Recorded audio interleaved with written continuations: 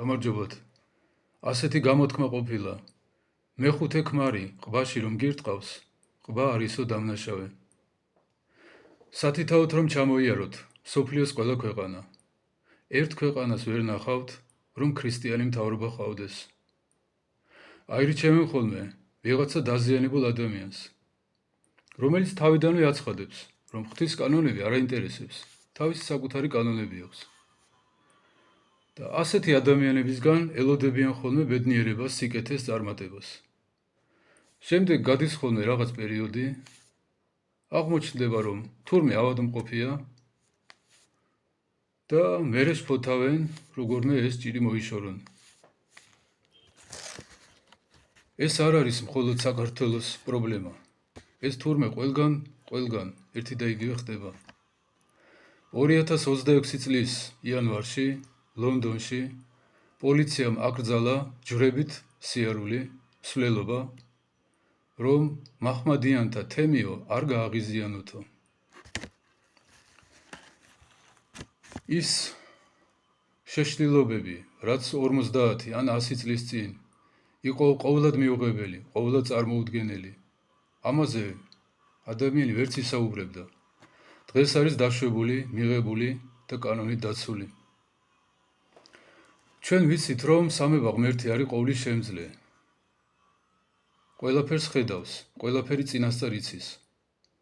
ყველაფერს აკონტროლებს. ხეზე ფოთლებიც კი დათვლილია.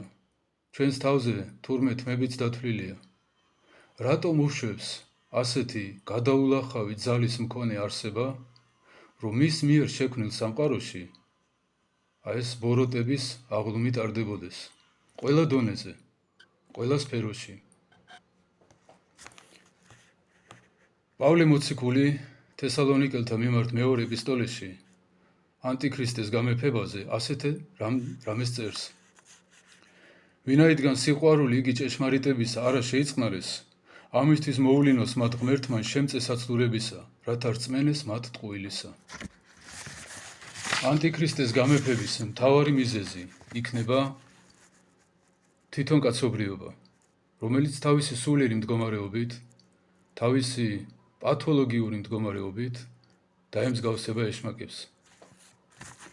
ადამიანი შეეჩვია ცოდვას, გაუშინაურდა, მოსწონს. თუ ადამიანი გინდათ, რომ დაკარგოთ, უნდა შესთავაზოთ უცოდველი ცხოვრება. ესე იგი, თუ ცოდვა წაართვი, უბედური ადამიანი ფიქრობს, რომ ცხოვრებას ართმევ. ამას ემატება ხოლმე რაღაც რელიგიური აბსურდები. მაგალითად, ყველა რელიგია გაცხონებს, მთავარია იყო კარგი ადამიანი. მომავალი წელი კურდღლისაა, ამიტომ კურდღლის ხორცის ჭამა არ შეიძლება და ასე შემდეგ. უკუღმართ აზროვნებას, პათოლოგიურ მენტალიტეტს მოყვება უკუღმართი თაობები, იმიტომ რომ ის ვინც დღეს 20, 30, 40 წლის არის და მართავს ქვეყანას, ეს ადამიანები ჰაერიდან ხომ არ ჩნდებიან, სადღაც ხომ გაიზარდნენ, ვიღაცამ ხო გაზარდა, დაბადა ეს ადამიანები, ვიღაცამ ხო ასწავლა ცხოვრება. და ესე იგი ოჯახებში ვითვისებთ არანორმალურ ცხოვრებას და შემდეგ რომ ვიზდებით, მერე ამას ვატარებთ ცხოვრებაში. რაც უფრო მეტად შევცვლავთ, მით უფრო დაგვისუსტდება აზროვნების უნარი. თითოეული თქვენი მოწეული სიგარეტი, თითოეული ჭიქა ღვინო, რომელსაც თქვენ დალებთ, ეს გამოიწევს იმას, რომ 20, 30, 40 წლის მერე საქართველოს ეყოლება კიდევ უფრო სულელი ხელისუფლება, კიდევ უფრო უგუნური ექიმები, კიდევ უფრო უგუნური მშენებლები და ასე შემდეგ.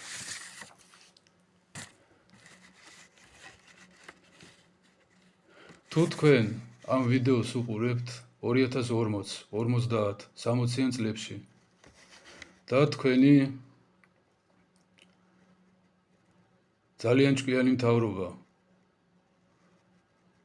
და პრეზიდენტი ლექციებს გიკითხავენ, რომ რა კარგია მონათმფლობელობა, რა ბედნიერებაა კანიბალიზმი და ცდილობენ ამის ლეგალიზებას. იცოდეთ, ამისი მიზეზი არის ის, რომ თქვენმა მშობლებმა 2026 წელს თავი არ შეიწუხეს, რომ ეკლესიაში მოსულიყვნენ, ცხოვრებაში ერთჯერადად 10 ლარიანი სახარება ეყიდათ, ეკითხათ, რაც იქ წერია და შემდეგ გაეკეთებინათ და თქვენც იგივე გასწავლეს. ის პრობლემები, რაც ჩვენს ქვეყანას აქვს, აი მუდმივად აღიქმება, რომ ეს არის დროში ჩაკეტილი პრობლემები. აი რომ გავა 50 წელი და მე უკეთესობა იქნება, გავა 100 წელი და ჩვენ დავლაგდებით, მოვწესრიგდებით. ესე არ იქნება. თუ არ მოწესრიგდა ოჯახები, თუ არ მოწესრიგდა სკოლა, ეს პრობლემები შემდეგ გადავა მარადისობაში. მარტო დროებითი პრობლემებით ვერ გადავრჩებით. ერთმა გაგახაროთ.